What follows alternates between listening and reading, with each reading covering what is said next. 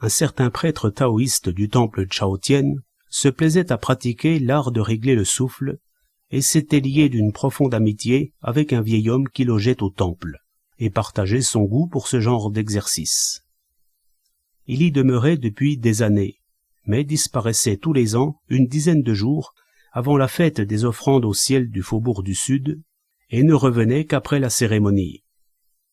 Intrigué, le prêtre finit par l'interroger à ce sujet. « Nous sommes de trop vieilles connaissances pour que je te scelle plus longtemps la vérité.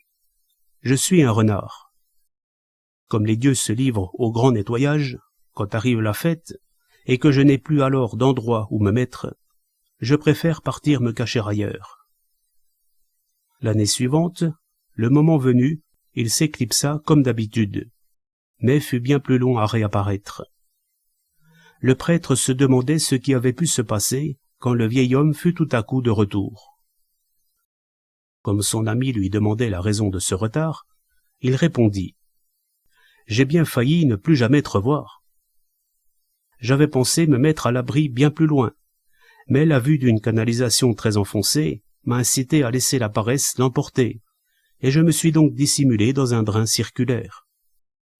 Contre toute attente, l'officier de surveillance divin a poussé l'élimination des saletés jusque là où je m'étais caché.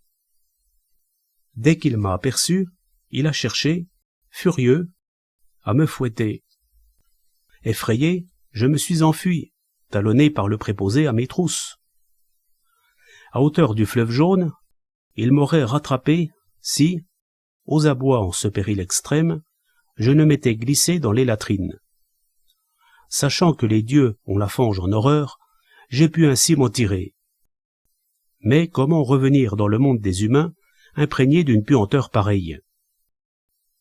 J'ai dû me jeter à l'eau pour me laver à fond et rester blotti dans ma tanière plusieurs centaines de jours, avant d'être enfin débarrassé de toute odeur. Je ne suis revenu que pour te faire mes adieux et te mettre en garde. Par la même occasion, tu ferais bien, toi aussi, de te retirer et d'aller ailleurs. De grandes catastrophes s'annoncent. Cette terre bénie ne le sera plus. » Sur ces mots, le vieil homme prit congé et s'en fut. Le prêtre suivit ses conseils et partit s'installer ailleurs. Bien lui en prit, car peu après éclataient les bouleversements de l'année Tiachen.